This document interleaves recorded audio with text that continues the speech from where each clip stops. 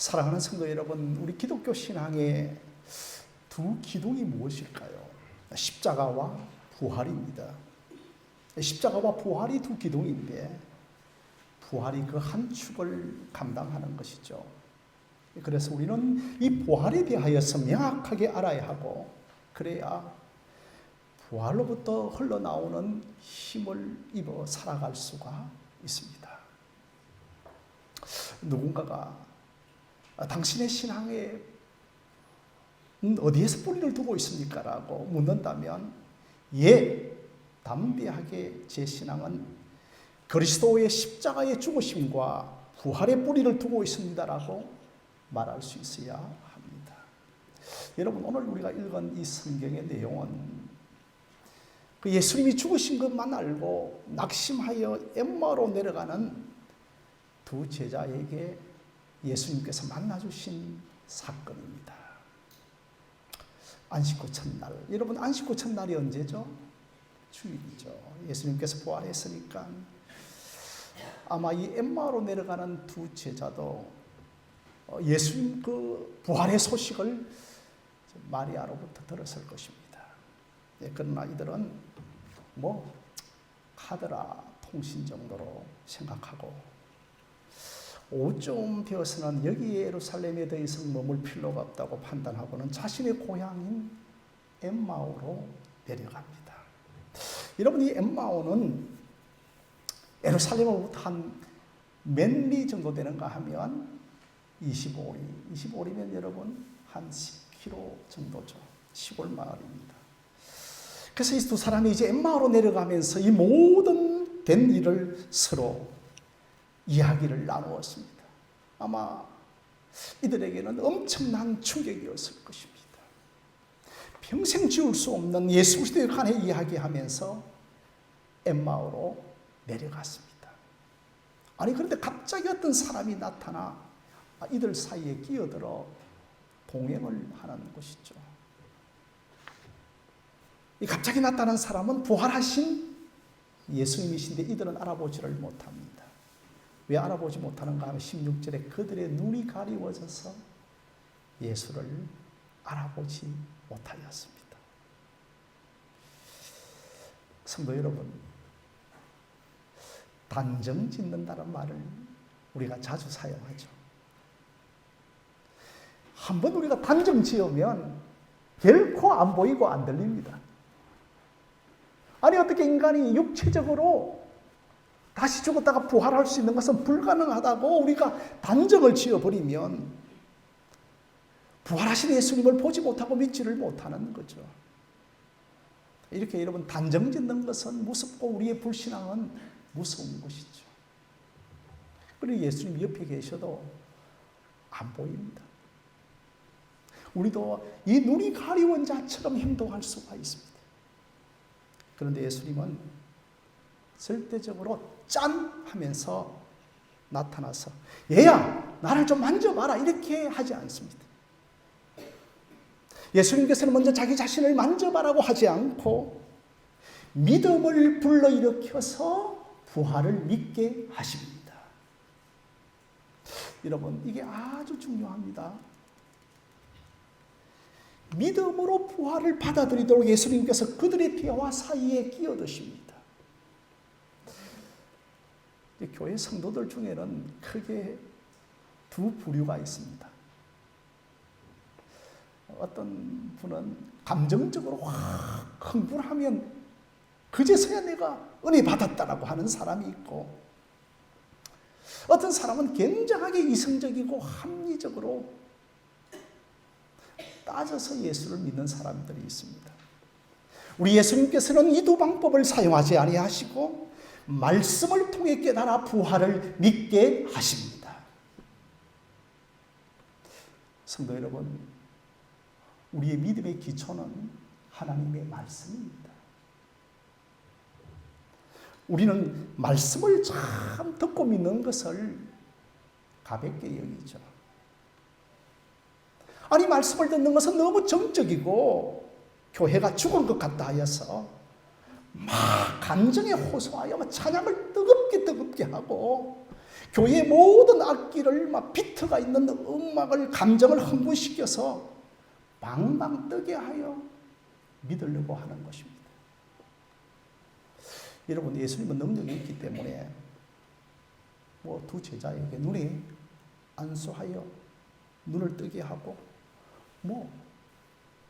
입신시켜서 입신한 상태에서 자기 자신을 명확하게 볼 수가 있게 하십니다.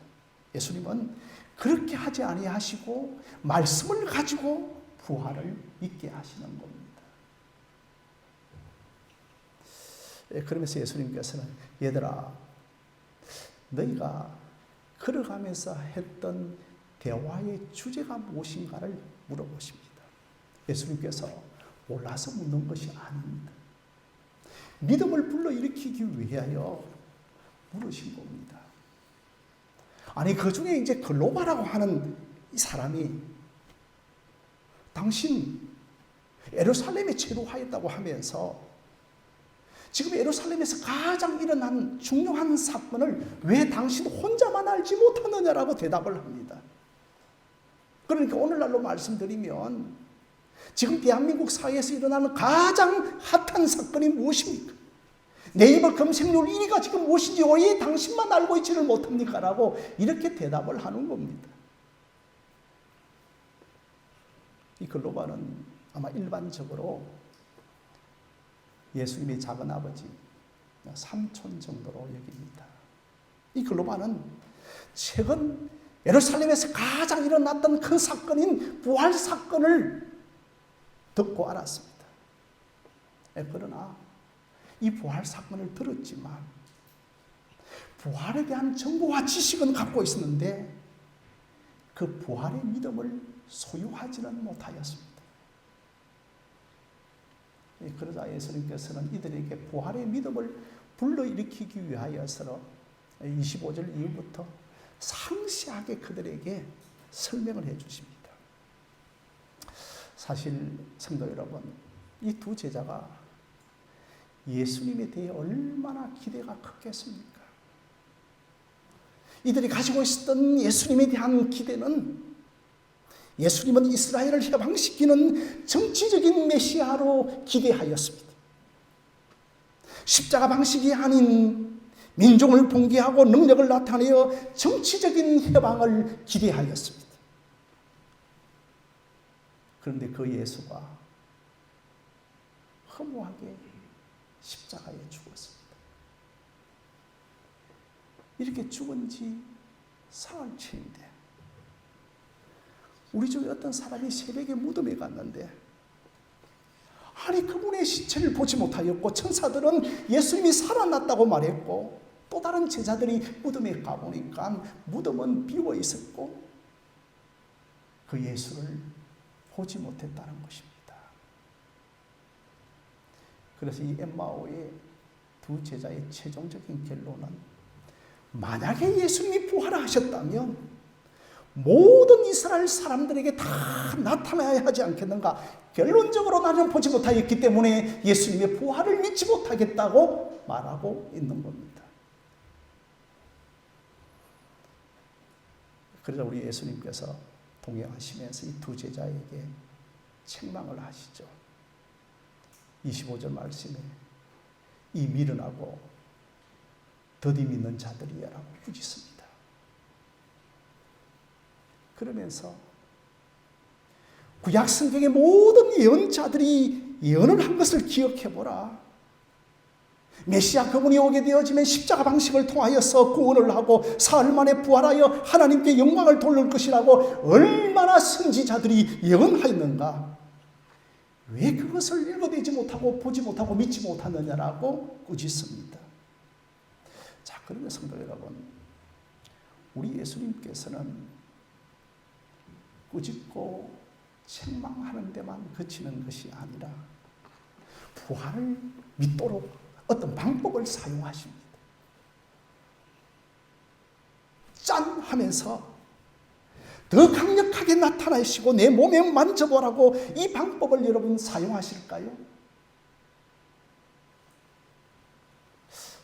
저도 또 여러분들도 목사님 종종 자주 예수님 직접 음성이 좀 들렸으면 좋겠습니다.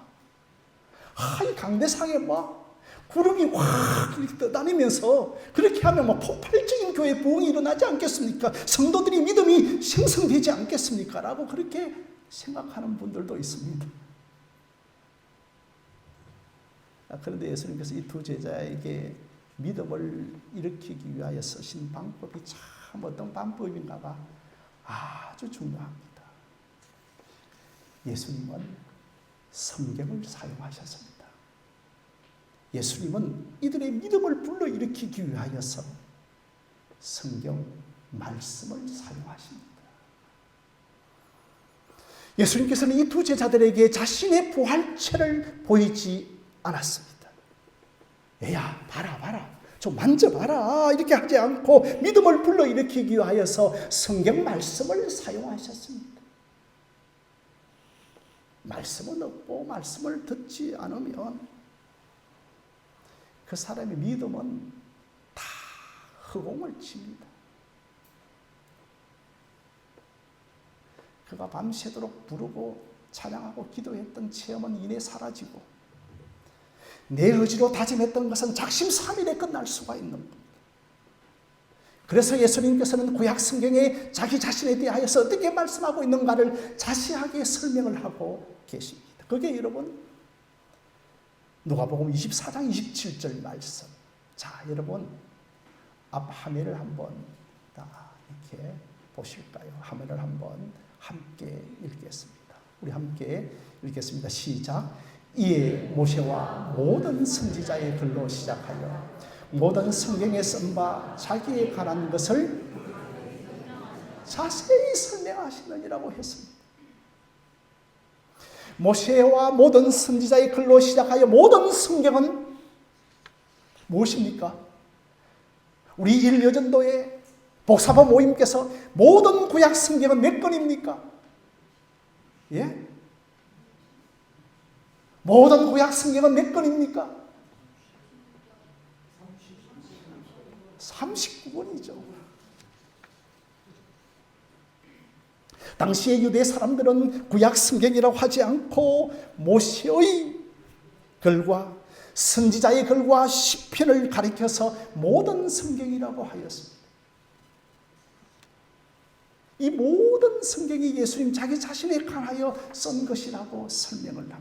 성도 여러분, 구약의 모든 성경이 예수님에 관하여 기록한 것을 믿으십니까?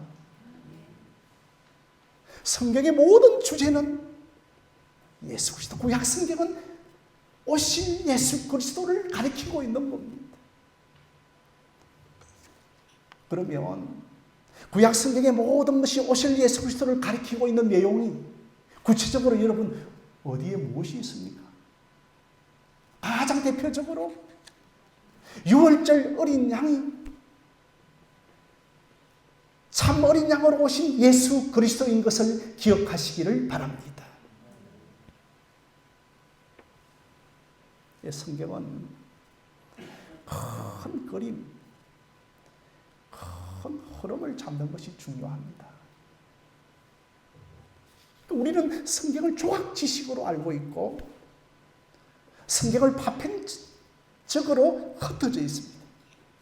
그러므로 우리가 성경을 큰 그림, 창조, 타락, 구속, 완성이라고 하는 예수 그리스도라고 하는 구속사적인 그 큰 그림을 붙잡는 것이 굉장하게 중요합니다.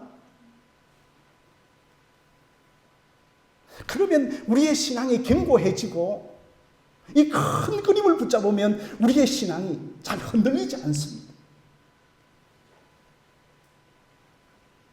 그러니 여러분 이 27절에 모세의 글이 뭡니까? 모세 오경이죠. 창세기, 출애굽기, 레위기, 민수기, 신명기. 특별하게 여러분 이 모세 오경에는 희생제사로 가득 차 있습니다. 레위기와 출애굽기에는 더 희생제사로 꽉 차 있습니다. 그래서 모든 희생제사의 실체가 바로 나다. 예수 그리스도라고 하는 것입니다. 그 뒤에 역사서가 나오는데 여호수아와 사사기에서 사사는 구원자인데 참된 사사로 오신 예수 그리스도를 예표합니다. 참된 사사가 바로 나이다라고 합니다. 그리고 여러분 예언서 각번마다 구절마다 말하고 있는 분은 메시아인데 그 메시아가 바로 나 예수 그리스도라고 하는 것입니다. 뭐 사건적으로 보면 강야에서 높이던 노뱀을 든 것을 보면 불뱀에 물린 자들도 다 살게 되어지는데 그 강야에서 높이 들린 노뱀이 누구십니까? 누구를 가리키고 있습니까? 예수 그리스도를 예표하는 겁니다. 바로 나 예수라는 겁니다. 그러면 여러분 창세기 처음으로 가볼까요? 뱀의 후손과 마사대 할상가 누굽니까? 뱀의 후손과 마상대 할자가 누굽니까? 창세기 3장 15절에 여자의 후손이 아닙니까? 그 여자의 후손으로 오신 이가 예수 그리스도 바로 나다는 것입니다. 아브라함이 천하 만민이 그 씨로 말미암아 복을 얻을 것이라고 했는데 그 씨가 제라인데 그 씨가 누굽니까? 예수 그리스도라는 겁니다. 염소의 머리에 안수하여 강야로 멀리 내버리는데 그 염소를 아사셀 염소라고 하는데 너희 죄가 내가 다 안수하고 내 속에 전가되어 내가 지고 광야 골고다로 걸어가신 분이 여러분 누구십니까? 예수 그리스도십니다. 그래서 여러분 예수님은 두 제자에게 이런 것을 뭐라고요? 자세히 설명하십니다. 그래서 여러분 구속사 예수 복음을 반복적으로 설명하면서 이들에게 믿음을 불러일으키는 겁니다. 그러나 이들이 이제 완벽하게 이해하고 전부를 깨닫지 못하였습니다만 그들에게 성경 해석에 새로운 빛이 비추어지는 것을 경험합니다. 그래서 여러분 바로 32절 말씀 우리 앞을 한 번 더 보실까요? 자, 우리 이것은 한번 함께 읽어보겠습니다. 시작. 그들이 서로 말하되 길에서 우리에게 말씀하시고 우리에게 성경을 풀어주실 때에 우리 속에 마음이 뜨겁지 아니하느냐 하시더라고요. 교회에서 세상 윤리도덕만을 가르치고 처세술을 가르치고 복받은 것만 가르치면 마음이 뜨거워집니까? 왠지 나는 영의 동물이기 때문에 왠지 나는 영적인 사람이기 때문에 복음을 가르치고 예수 그리스도를 가르치면 우리의 마음이 뜨거워집니다. 그러니 여러분 마음이 뜨거워졌다는 것은 원어로 가리키면 내 마음이 불타올랐다는 것입니다. 이전에 알지 못했던 성경을 새로운 빛으로 성경을 보는 겁니다. 이들은 지금까지 성경을 보면서 예수를 정치적인 메시아로만 보았습니다. 이제는 성경 전체를 관통하는 것이 다 예수께 모여집니다. 성경을 보는 눈이 다시 새롭게 열리는 겁니다. 그래서 성경을 예수 그리스도의 중심으로 풀어주실 때에 그들의 마음이 뜨거워졌습니다. 여러분 우리가 성령에 불받았다고 하지 않습니까? 저는 신체적으로 육체적으로 우리가 뜨거워지는 이런 체험을 할 수 있다고 생각합니다. 그러나 바른 진리가 선포되어지고 바른 말씀이 전해지면 깨달음과 함께 우리의 마음이 뜨거워지고 우리가 마음의 감동을 받는 역사가 일어납니다. 마음이 불타기 시작합니다. 그 솟구치는 불타는 마음을 부활이 사실이구나 믿어지는 것입니다. 그래서 이들은 성경을 예수 그리스도의 중심으로 풀어주실 때 마음이 뜨거워지는 복음의 불을 받고 복음의 뜨거운 불을 체험합니다. 사랑하는 성도 여러분, 우리 하늘샘 교회가 복음의 불이 떨어지고 복음의 불을 받기를 주님의 이름으로 기도하십시다. 이렇게 확고하게 믿었고 확고하게 깨닫지를 못했지만 이제 걸어가다가 갑자기 이제 엠마오에 도착을 했습니다. 그래서 29절에 날이 저물고 해가 기울고 당신이여 우리와 함께 1박을 하면서 들어가십시다 하고 강권을 하여 예수님도 그곳에 유하러 들어가셨습니다. 아니 그래서 이 집에 들어가서 함께 유하시는데 아니 예수님께서 이 집의 주인처럼 모든 주도권을 행사를 하십니다. 이제 떡을 가지고 축사하시고 이제 떡을 이제 떼어주는 순간에 어떻게 해요? 눈이 밝아져 가지고 예수님이 부활하신 것을 그때서야 보게 됩니다. 할렐루야. 여러분 얼굴이 확 기뻐지고 피어지는 것 같습니다. 믿어지죠, 그렇죠? 마침 눈이 확 밝아지면서 구약의 모든 선지자들이 예언한 것을 성취한 분이 바로 이분이구나를 알아보는 겁니다.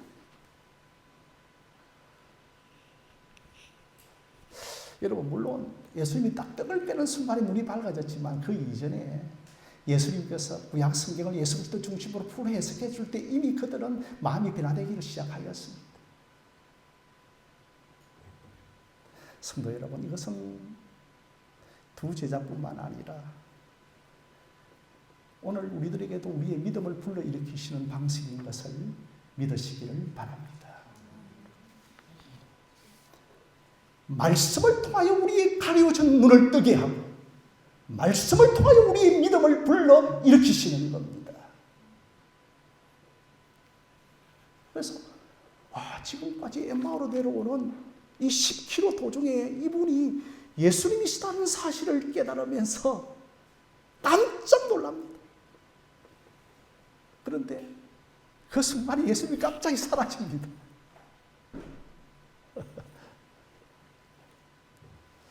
그러나 여러분 예수님께서는 부활하신 이후에 시공간을 초월하시면서 능력을 드러내는데 갑자기 나타나시다가 갑자기 또한 사라지기도 합니다.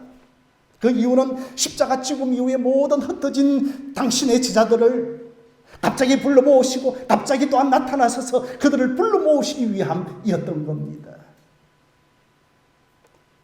그런데 이들이요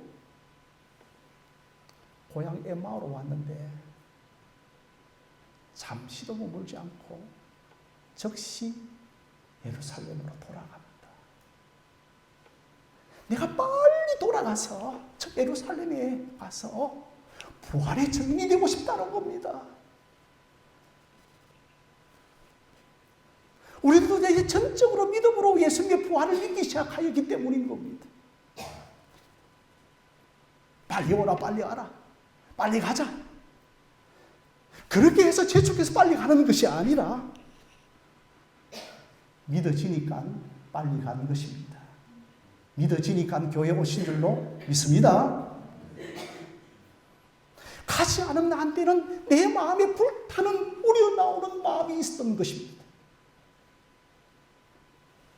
사랑하는 성도 여러분, 이것이 예수님이 우리를 불러 모으시는 방식입니다. 그러므로 교회는 어떤 사람들이 모이는 곳입니까? 교회는 부활의 증인들이 모이는 곳입니다. 교회는 부활 공동체입니다. 부활을 중심으로 모이고 부활을 믿음으로 모여진 공동체는 흩어지지 않습니다.